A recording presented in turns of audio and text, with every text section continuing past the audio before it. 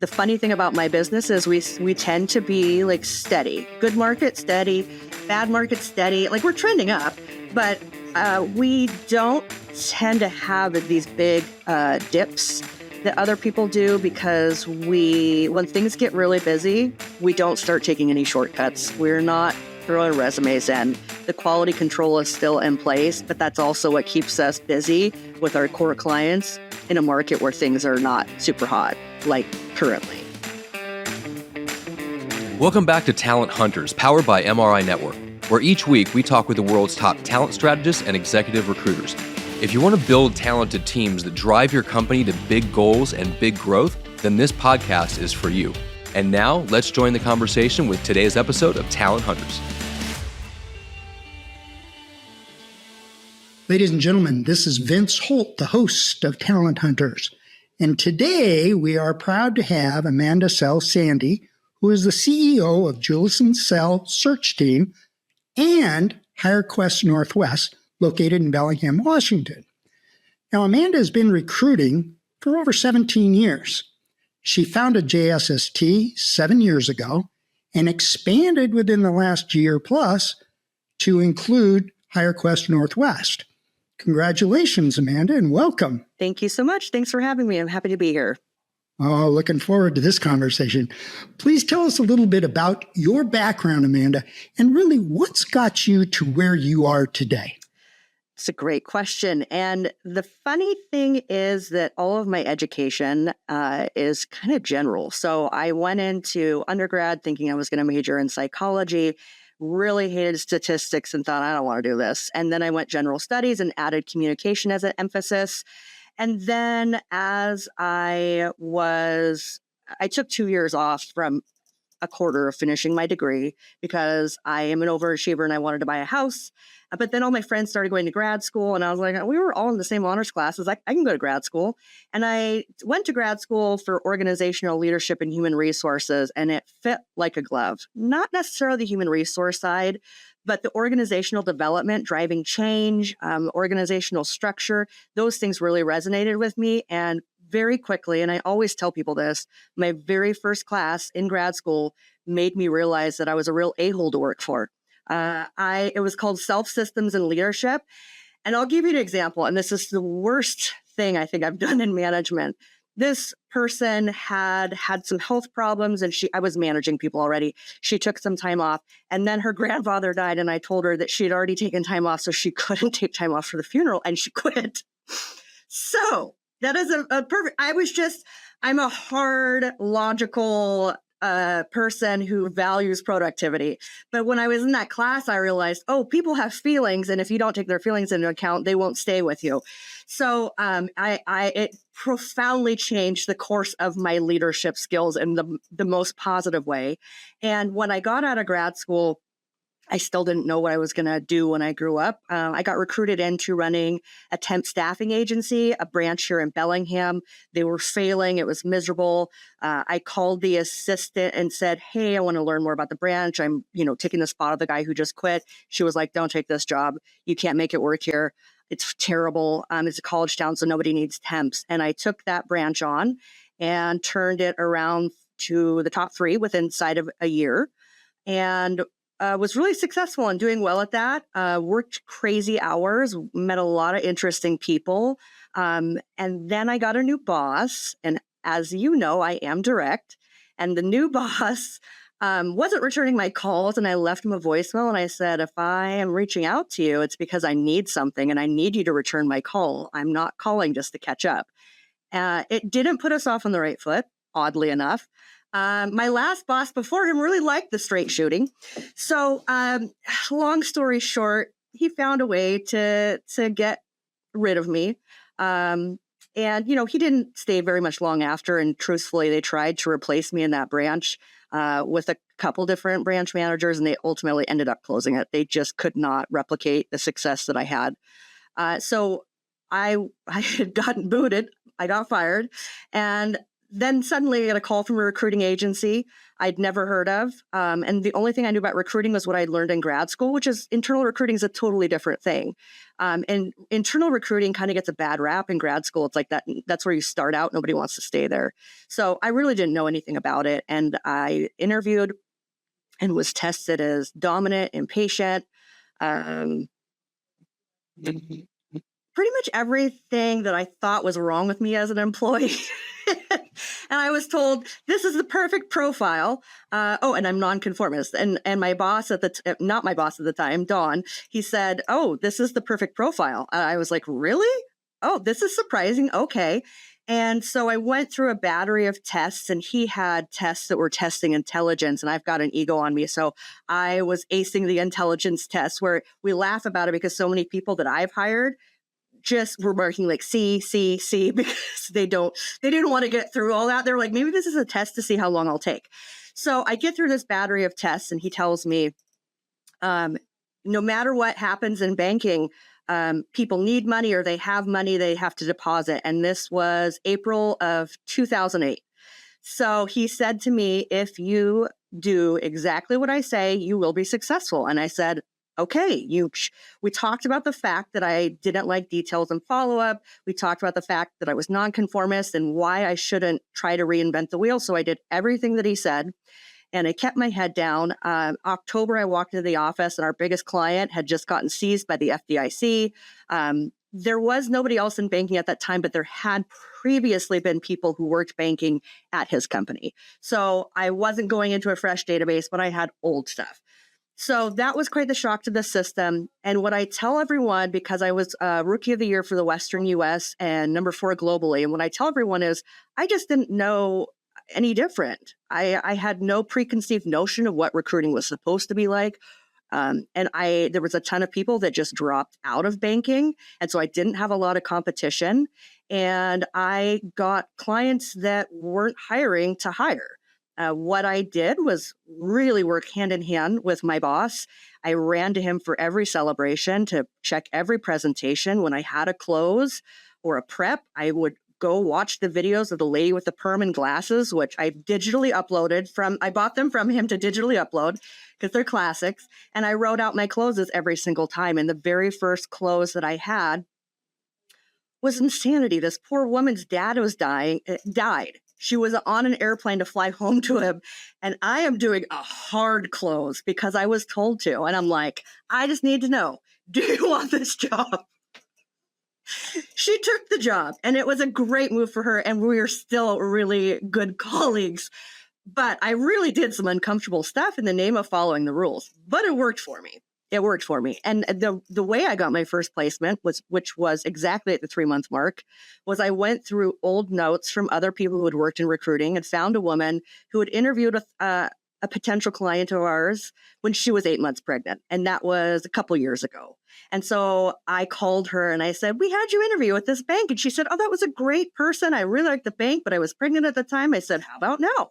And she said, I'd be open to that. So then I called the hiring manager and I said, you met with this pregnant lady. She's not pregnant anymore. And she really liked you. Do you want to talk to her again?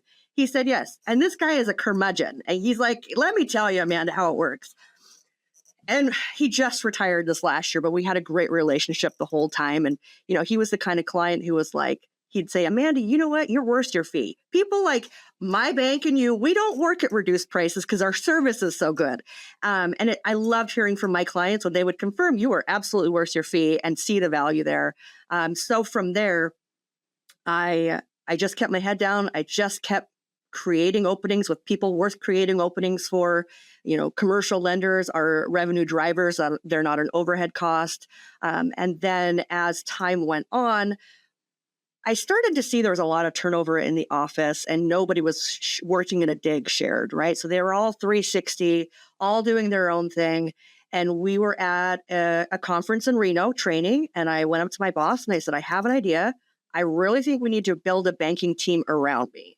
I think that we can hire them up. They can work on my searches. So they're not starting out doing 2 sides of it. They'll only do half of it. They'll get to success quicker. They'll make money quicker. This is good for everyone. And so from there, we really just built out an entire business that was all banking. And our team was so phenomenal that we just we took the company to record production. We had excellent clients, and pretty soon we had our clients say to us, like, well, do you do other things besides commercial lending? And as we're looking at digs, when we're starting, we're going very precise, we're being very specific. But because I had so many people working with me, I could take on searches in other departments and hand that work to them, and they would learn that specific part of the bank. So we ended up working on everything from C-level to very low level. I mean, assistant branch managers even, and not that that's common, but we did everything. And so that really helped for us to keep their attention and not be competing with a lot of other recruiters, because we became preferred recruiters. And so, at some point, my life had changed. I had two girls that I was juggling, one that came through my husband's first marriage and one that we adopted together. And, he worked, oddly enough, at a company that my boss started prior to the company I was working for. So he was working down the street, but he had zero flexibility. And really, the culture of my company wasn't was pretty traditional. And so there was a lot of back and forth trying to balance being a mom with building, this thing that I was excited about, which was our banking team. And so at some point, it just became like, I have to change priorities. I need to do things a little bit differently. And so I negotiated an exit.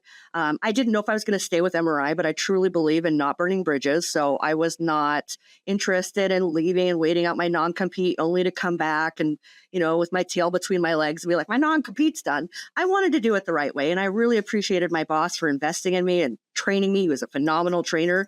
And so we worked out a deal where I was going to work for a year and hit a certain amount in billings. And then I would be able to take one of my people with me and take my database with me. And he wasn't ready to retire. And that was really the big thing, is that he was not ready to retire. And I was like, I'm ready to take over. So he kept, he kept hiring and kept having people working banking and things like that. But at MRI had come in and they said, well, we want you to stay with us. We know you're a proven person, and, I've spoken at events and done things like that. And so, we worked out a really good deal that just made sense for me. And the one thing that I always tell people is MRI has the best training. I'm a natural sales person. I've been selling things to people since I was in second grade at a minimum. So that part of me was already there, but the finesse, the art of recruiting, I learned through MRI recruiting. And so big part of what I wanted to do with JSST, I wanted it to have a little more flexibility for work-life balance. When I had negotiated my exit, kind of the stress dropped. I got pregnant after trying for a really long time. And so I was looking at having a baby and starting a business at the same time. And then one of my old recruiters joined us and she got pregnant. So there was just nannies and babies everywhere. We wanted the flexibility because, in terms of women, we have a biological window where we can do the things with babies and then we can't. And so I was at that window. It was like, it's now. So we did that. We truly had babies. One of us would pick up the baby if it was crying and the other one was doing a close call. I mean, there was rocking with the feet. There was we moved into my house, into a room that's kind of away from everything. So we didn't have to hear the babies, but we had a nanny downstairs who was taking care of both of these boys. And so then after a while, it was like, I think I'm ready to get out of the attic and get into a real office. And I was very lucky to find a building that was in a great part of town. And my husband became a general contractor. What I also failed to mention is he decided while I was pregnant that he also wanted to work for himself. So we went from employed by two companies to employed by no companies, and he started his general construction company. He was really busy right off the bat, but thank God he's got great skills, and truly everybody wants to hire him. And he always is offering to remodel people's bathrooms at every Pacesetter. And I'm like, no, you can't travel to Montana to remodel someone's bathroom. They'll find their own local contractor. So we remodeled this space, and I it's 2 floors, it's 2 units. And so we started downstairs and my husband started remodeling upstairs, and it was just a big box blank building. And he's really turned it into, I did the design, he did the construction. I'm in our I am in our podcast studio right now. And I've got a nap pod next door. And everyone always laughs about that. But like, we were new moms with babies. We needed a place where if it was like, I didn't get sleep last night, I need a 20-minute power nap, that we could do that. So it's just a room with a big fluffy bed with a low light, and you crawl in, you take your nap, you get out. He put in kitchens for us. He put in meeting spaces. It's just beautiful. We put a gym in downstairs. And for a long time, because we were so busy, it was really important that we also had just food ready for us. When you are a mother of a bunch of kids, oftentimes you'll end up not taking care of yourself. And so we hired an assistant. One of their duties was making sure that there was lunch and breakfast ready every day for us. And then as time went on and we hired all these people, I learned a lot about managing people, going from kind of one extreme to the other. You know, there's always a little overcorrection. And so we did definitely find, like, I tend to I'm a very open, loving person. So I get close to everyone. And I did come to realize, like, I have to take it slower. I can't trust every new hire right off the bat. And I've got to make sure there are boundaries there. And my management team here is the best at making sure that I don't get too excited and too open too quick. But we really strive to make this a place where people can, acknowledge that they've got their lives outside of work. And they've also got, they want to get what they can done while they're in the office. And so we just wanted to make that as easy as possible by having some of those things easily accessible. We have been all banking until recently. Let me take that back. We do local finance positions too. So banking and finance, but a good heavy part of that is still with banks. The funny thing about my business is we tend to be like steady, good market steady, bad market steady. Like, we're trending up, but we don't tend to have these big dips that other people do, because when things get really busy, we don't start taking any shortcuts. We're not throwing resumes in. The quality control is still in place, but that's also what keeps us busy with our core clients in a market where things are not super hot, like currently. And so one of my goals has been to grow the company. The reason I'm an employer is because I love knowing that I'm making a positive impact on the people that work for me. Bellingham, where we live, is a town that people typically go to college and then move out of because they can't find a job. And I love Bellingham. It's a beautiful place. I love the quality of life. I love it. It's not a ton of traffic. It's just big enough. We're close enough to my family in Seattle and fun in Vancouver. And so I really wanted to provide great paying jobs in Bellingham. The effect of that is that we've got people who have money to put into the community. They're spending locally. So work-life balance, quality of life, and contributing to the community are things that I'm really passionate about. HireQuest Northwest, Rick, MRI, what was in your gut in wanting to establish this new entity, HireQuest Northwest? I'm a glutton for punishment, and I'm an overachiever. There's nothing that I don't think I can do. I'm truly of the mindset that I'm capable of accomplishing whatever I put my mind to. And I knew staffing. And when I started learning about Rick and HireQuest, I thought, this sounds like something that really makes sense. And I know how to do this. I have done this. And so I asked about territories that were open. And then I was connected with Kevin Semerad, who owns many, many branches at HireQuest. And he had a kind of a chain from Bellingham to Hillsborough. And I was introduced to him. And he lives in Minnesota. So quite a far way away. What of interest? Because most of this audience won't understand HireQuest other than the staffing part of it and temp and so forth. But what about HireQuest? I understand the overachievement, but where did you see that being of a value to JSST?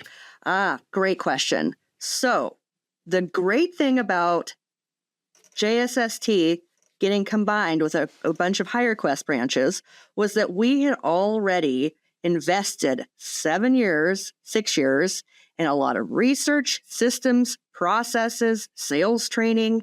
And then we realized, well, if we add construction recruiting to Julison Sell Search Team, we can do the high level and the mid-level placement, and we can have our temps do the temp on-demand temp to hire stuff. And that really puts us in a position again where we can do top to bottom so that they're not leaving our company to go work with different staffing firms. We can do it all for you. Same thing with manufacturing and same thing with healthcare, actually. So those are areas that we are working on with HireQuest, and subsequently we're building up our perm recruiters for those same industries at JSST. And we've got 3 new people starting this month in those industries. Wow, congratulations. Now, so your specific digs, as we call them, are what? Manufacturing, construction, and healthcare. And that's on the HireQuest Northwest side. And you're still doing banking at JSST. And JSST is expanding, as you said, into the same things that HireQuest Northwest is doing on the staffing side. Yep, absolutely. And we've taken some of our software and systems and put them on the HireQuest Direct side. We use a ton of MRI training for our HireQuest Direct side. We do EOS at JSST, which is Entrepreneurial Operating System. It's a Gino Wickman tool. And we use that to really put JSST in a place where if I get hit by a bus tomorrow, someone can step in and have a manual and know all the things they need to do to make this thing move. And so we've done that with HireQuest, too. We're doing it currently, and it's a ton of work. But by the end of it, we'll have SOPs and processes and training that's so uniform that no longer will we be disjointed between branches that are kind of winging it or doing things their own way. Everyone will be doing the same thing, which is much better for business. You've challenged yourself in so much, especially in the last year. I'm not sure I'm going to word this right, but how are you keeping your sanity? Well, I'll give you a few different answers to that. One is my husband. He has stepped up to HireQuest. He is fully immersed in it. I'm not going to say it was easy for us to start working together because it wasn't. My husband's talked to you before at Pacesetter events, kind of telling you like, my wife's a big deal, and no one's paying attention to me. Well, now they're all paying attention to him because he has such a mind for operations. He's so incredibly smart. He just went and read every manual, taught himself, and now he's the expert matter. People call him. He's only been with the company, for 8 months, and they call him, and he's just so smart. So without him, absolutely would not be able to do this. I had no idea he was going to be so into this company. Neither one of us did, but thank God he is. And then my leadership team at JSST are really capable, smart people who hold down the fort. I am lucky that I have recruiters right now who know how to get themselves in front of me, even though I'm busy and out of the office way more than I ever have before. And then is the same as always. I plan vacations. I just have to have a long period of time to shut my brain off of work. So the first trip we took after we bought HireQuest, I told them, do not contact me. Do not contact Matt. This is a no contact zone. And we got a bunch of contact. And then Ashley Joy, my CXO, was like, no, we're not doing that. And so she's a hands-on manager. She's really, really good. And so she's managing HireQuest with us too. She's our integrator. So she is, from an EOS standpoint, the person who makes sure everybody feels and knows what's going on and our message and plans are communicated. So it multi-prong approach, really great people at JSST, a really great husband, and vacations. Somebody else that wants to do this. I mean, your energy is obviously off the Richter scale. Your passion to succeed, you're a driven individual. What advice would you give somebody else wanting to do what you've just done in the diversification? If I was giving advice to someone, I would probably tell them that 8 branches is a lot to bite off at once. we just got back from Oregon, and that was a 5-hour drive down and a 5-hour drive back. And I got to see 3 branches along the way. But that, time's really valuable. It's the most precious thing that I have because I can't create more of it. My husband's trying to make a case for getting another airplane or helicopter because it'll just make things so much quicker, but we're not there yet. So I would say it's okay to start smaller. I met a lot of great people at HireQuest headquarters who were starting up or had 1 or 2 branches. That is much more manageable. I think that there was a lot going on inside of the branches that I just wasn't aware of. And I think that even the original owner wasn't necessarily aware of because he was so far away and not there on a regular basis. And so one of the first things that happened when we took over was people being like, oh God, you never know when the owners are going to show up now. No, you don't. That's one of the reasons that we were comfortable managing them is because we can get to them. So I think that it's important that you can financially handle a big investment and keeping yourself afloat. That's the number one thing. I think number 2 is you need to make sure if you've got another business that these people can work with a lot less of you. When I first had my baby, I was like, I want to be with my baby and I want to be with my company. Well, now I want to be with both my big kids, my JSST and my HireQuest Northwest. And there were months where it was, 5 a.m. the minute we woke up till 11 p.m. when we hit the bed, it was work, work, work, work, work. It was really, really trying. So also make sure your marriage is in good shape because Fair enough. A lot of pressure. Great advice. Great advice.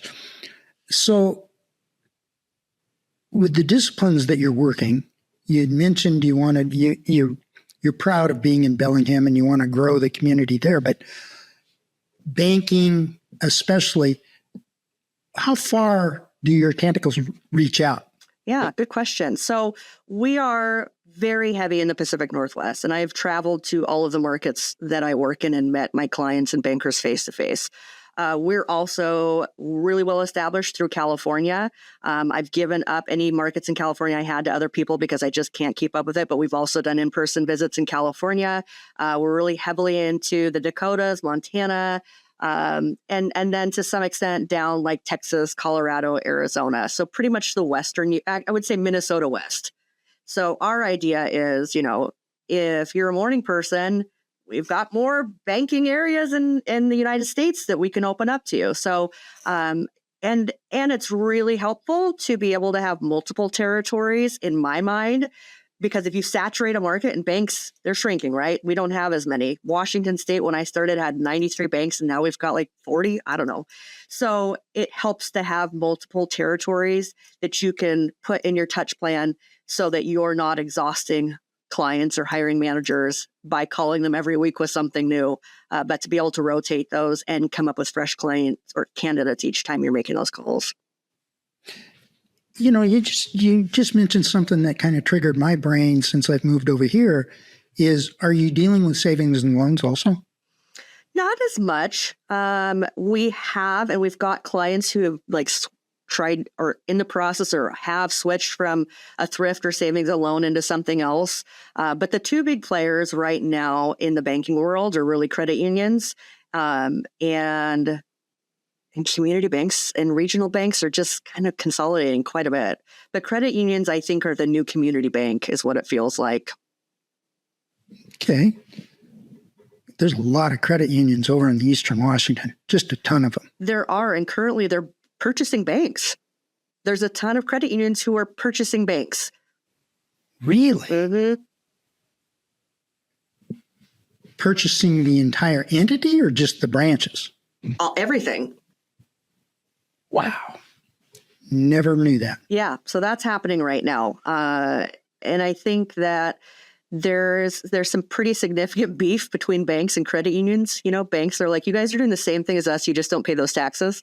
And then they're also saying, you guys only know commercial real estate, which that is heavily true for a lot of institutions. But I think just like any industry, there's going to be shrink, there's going to be growth, there's going to be changes. And I think a lot of recruiters I've heard from, specifically in banking, what happens? The banks just keep shrinking. Well, make sure you're doing a really good job for your core clients, and you can expand your geography, or you can get into other areas of the bank than you'd worked in the past. There's lots of room for recruiting still in banking, even though it seems to be an industry that's consolidating. In my prior life to recruiting, I was in the retail home center business. And the gentleman that started the business, he started by selling toilets out of a semi. Wow. And his, much the same as what you were told, everybody needs a toilet. There's never going to be a need or not a need for toilets. Right. Same thing in the banking world. I mean, you were told this early on. There has to be places for people to put their money, to manage their money, to deal with their money. So it's never going to go away. No.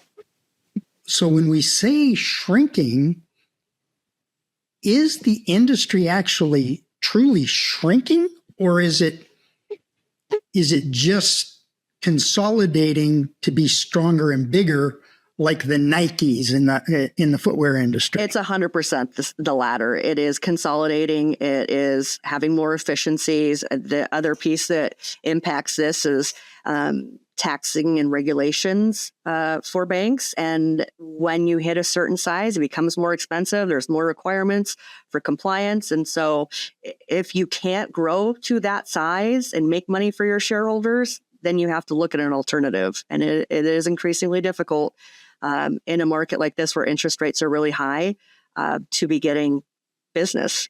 And there's a lot. I mean, I went out on a sales blitz down in Beaverton, Oregon and Portland, Oregon, and all of the construction-based companies, like the trust companies, they're slower than they are right now. Interest rates are high. People aren't borrowing as much. I mean, we're looking at a slowdown here. So it is interesting for me to be able to be on the finance side and the other side to see how this actually impacts businesses, mom and pops, manufacturing companies, construction companies. I understand full cycle of how we ended up to where people are like, we're really slow this year. So back to HireQuest Northwest. Is there any perm placement within that organization, or does that just transfer over to JSST? So at this point, I've got this one branch manager. She's in Bellingham here, and she's just a phenomenal salesperson who can talk about value and why you're going to pay her more than you would pay other people. And she's very creative, and she had a job order for drivers. And HireQuest, we don't do drivers in Washington State because it's a monopolistic state. So it's a L&I thing. So we can't do that. So what she did was worked out a permanent placement fee for direct hire. I don't remember what it was, but she essentially did the math on how much money she would make over a 4-month contract and said, this is what you pay me up front. And they said, okay, great.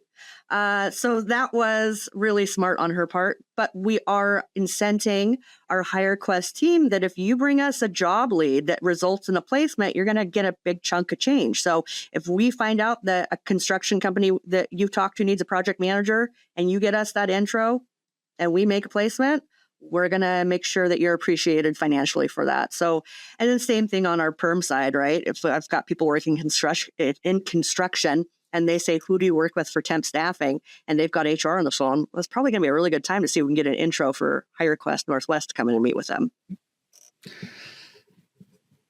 So the one question that's just chewing at me is, and it's the obvious question, is what do you tell the new customer, the new client, of why you, whether it's JSST or HireQuest Northwest, why should you be dealing with us? That is such a good question. One of the things with EOS is identifying your core values. And my core values are tenacity, grit, transparency, and passion for people. I can rattle those off because I might as well have them tattooed on me.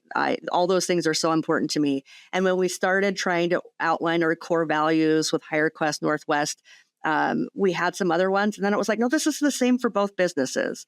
And so when I talk to businesses, I tell them, I want to make sure that there are no surprises with people you hire from me. And that means I'm going to give you the red flags. That means that I'm not going to push you to make fast decisions if we don't have the answers. I'm going to do what's good for you because it's good for me. And recently, one of our placements, because he had gone to college so long ago, they were having a difficult time verifying his education. And Taryn, who's our director of recruiting, it was her client, her placement, and she told the HR manager that what's good for you is good for us, and this is a partnership, so we're willing to wait until we can verify that employment for you to pay us. They called her and told her, we have a bunch of job orders that we want you to work on. We're so impressed with you. So when we're working with FTMs, what we tell them is, we're going to give you transparency. We want to understand what you need.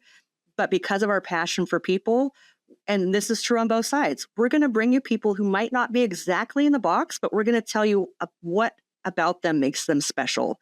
And the thing that I'm so impressed with my HireQuest team is that they are so compassionate.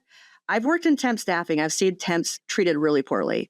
And our team is really committed to making sure we're not just putting these people out to make a buck, but we're helping them rebuild their lives in a lot of instances. So that means that we're directing them to community resources that we know of. It means that we get referrals from nonprofits for people who are out of treatment, or from the Department of Justice who are out of jail, who are looking for a foot back in the door. We know which clients can handle what kind of criminal background. And so I have had people come in, and my branch managers have said, we all have barriers that we have to overcome in life. And I'm going to be straightforward with you. We have some barriers that I know we can help you work through. You need to take a shower. You need to make sure that when you come into work, your clothes are clean. And these are barriers that are stopping you from getting what you want, which is a good, full-time, reliable job. And so it's consultative on both sides, 100%, and compassionate on both sides, transparency on both sides. And I am especially rewarding of people with grit who can take that no, get back up, and keep going again. And so I would say culturally, it is the same on both sides. And the tagline for our HireQuest Northwest business is the staffing company that cares, because we are helping these people get past the barriers that they're behind and the hardships they've had to overcome. We're not just going to send them out. We're going to give them resources. Dealing with that entity that you were just talking about, or that clientele you were just talking about, how do they earn your trust? By agreeing to the terms up front and talking about the interview process and not lowballing our candidates and following through with timeline. I think that, my first core client I worked with, it was my second placement ever, and then it was a bunch of placements. And we worked with them, and they are hands-off leadership.